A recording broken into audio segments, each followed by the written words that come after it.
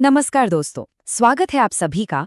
आज हम एक बहुत ही दिलचस्प सफर पर निकलने वाले हैं, राजस्थान की शानदार स्थापत्य कला की दुनिया में। ये एक ऐसा टॉपिक है जो प्रतियोगी परीक्षाओं में बार बार पूछा जाता है। तो चलिए इस वास्तुशिल्प की कहानी को शुरू करते हैं। और हाँ, अगर आप चैनल पर नए हैं तो सब्सक्राइब करना मत भूलिएगा। कहते हैं ना कि राजस्थान में हर पत्थर की अपनी एक कहानी है। यहाँ की इमारतें सिर्फ ईंट और गारे की नहीं बनी है, बल्कि इनमें शौर्य, बलिदान और कला की वो दास्तां गूंजती है जो आज भी जिंदा है। चलिए इन कहानियों की परतों को एक एक करके खोलते हैं। तो सबसे पहले बात करते हैं राजस्थान की आन बान शान की, यहाँ के अजय दुर्गों की। ये किले सिर्फ दुश्मनों से बचाने वाली दीवारें नहीं थी, बल्कि ये तो शक्ति, कला और गौरव के जीते जागते प्रतीक थे। और जब भी दुर्गों का जिक्र होता है तो सबसे पहला नाम आता है चित्तौड़गढ़ का। इसे यूं ही नहीं, दुर्गों का सिरमौर यानी सभी किलों का सरताज कहा जाता है। इसकी एक बड़ी वजह है मेवाड़ की विजय का प्रतीक, यहीं पर स्थित भव्य विजय स्तंभ। ये जो विजय स्तंभ है, ये सिर्फ 9 मंजिला टावर नहीं है, इसे भारतीय मूर्तिकला का शब्दकोश कहा गया है। जरा सोचिए, इसकी दीवारों पर हिंदू देवी देवताओं की इतनी मूर्तियां तराशी गई हैं कि ये अपने आप में एक चलता फिरता म्यूजियम लगता है। अब रुक करते हैं कुंभलगढ़ की तरफ। इस किले की सबसे बड़ी पहचान क्या है? इसकी 36 किलोमीटर लंबी दीवार, जो चीन की दीवार के बाद दुनिया की दूसरी सबसे लंबी दीवार है। इसी वजह से इसे भारत की महान दीवार का दर्जा दिया गया है। कमाल है ना? और इसी विशाल कुंभलगढ़ दुर्ग के अंदर एक और किला है, कटारगढ़। ये इतनी ऊंचाई पर बना है कि इसे मेवाड़ की आंख कहते थे। यहाँ से पूरे मेवाड़ साम्राज्य पर नजर रखी जा सकती थी। मतलब एक किले के अंदर एक और किला। अद्भुत। चलिए, किलों की इस भव्य दुनिया से निकलकर अब जयपुर के एक ऐसे अजूबे की बात करते हैं जो अपनी बनावट के लिए मशहूर है, हवा महल। पहली नजर में देखने पर लगता है जैसे किसी राजा का मुकुट रखा हो, और ये है 5 मंजिला। लेकिन इससे भी हैरान करने वाली बात ये है कि ये इतनी बड़ी और खूबसूरत इमारत बिना किसी नींव के खड़ी है। जी हाँ, जीरो फाउंडेशन। ये उस जमाने की इंजीनियरिंग का एक ऐसा नमूना है जो आज भी सोचने पर मजबूर कर देता है।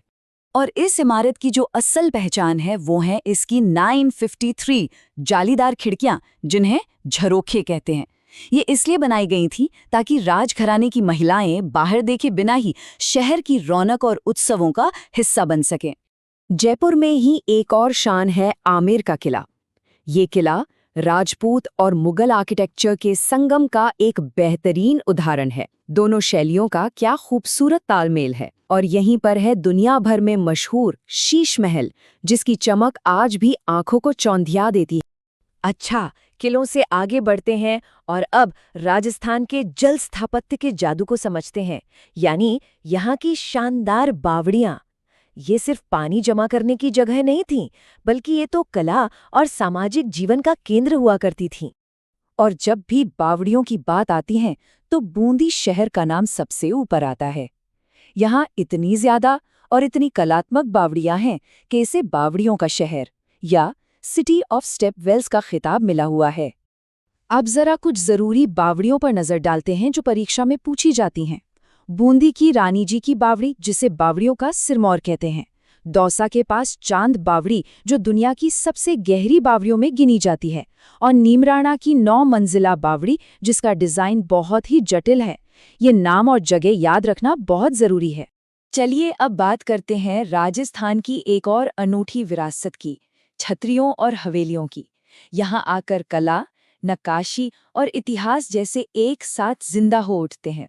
छतरियां असल में राजा महाराजाओं और शाही परिवार के लोगों की याद में बनाए गए स्मारक होते हैं। इनमें से कुछ बहुत प्रसिद्ध हैं, जैसे बूंदी की 84 खम्भों की छतरी, अलवर में मूसी महारानी की 80 खम्भों की छतरी, और जैसलमेर का बड़ा बाग, जो भाटी शासकों का शाही शमशान घाट है। अच्छा, हवेलियों को समझने से पहले एक चीज समझना जरूरी है, भित्ति चित्र। ये गीले प्लास्टर पर पेंटिंग करने की एक टेक्निक है। इससे होता यह है कि रंग सूख कर दीवार का ही हिस्सा बन जाता है और सालों साल टिका रहता है।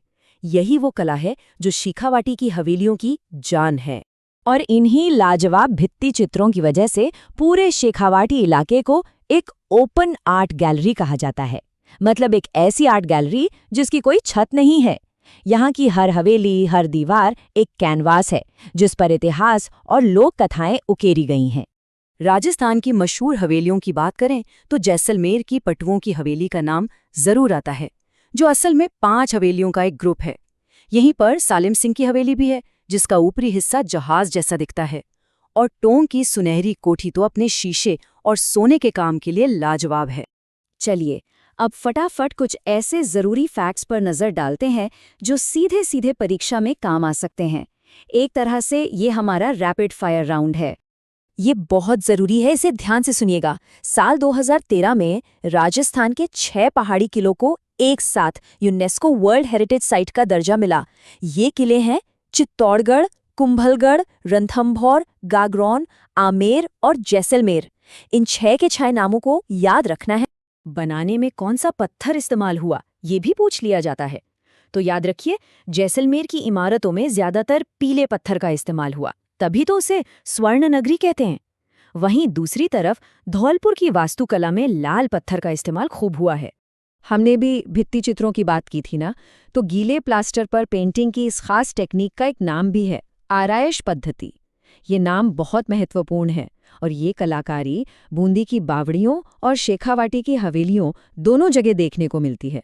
तो इन सभी शानदार किलों, बावड़ियों और हवेलियों के बारे में जानकर अब एक सवाल मन में आता है कि आखिर इनमें से कौन सा स्मारक राजस्थान की स्थापत्य कला का सबसे बेहतरीन नमूना है? अपनी राय हमें नीचे कमेंट्स में जरूर बताइएगा। तो आज के लिए बस इतना ही। उम्मीद है कि ये जानकारी आपकी तैयारी में जरूर मदद करेगी। अगर ये प्रस्तुति पसंद आई हो तो इसे लाइक और शेयर करना ना भूलें और आगे भी ऐसे ही विश्लेषण के लिए हमारे चैनल को सब्सक्राइब जरूर कर लें। अगला वीडियो किस टॉपिक पर देखना चाहेंगे ये भी कमेंट्स में बताइएगा। धन्यवाद।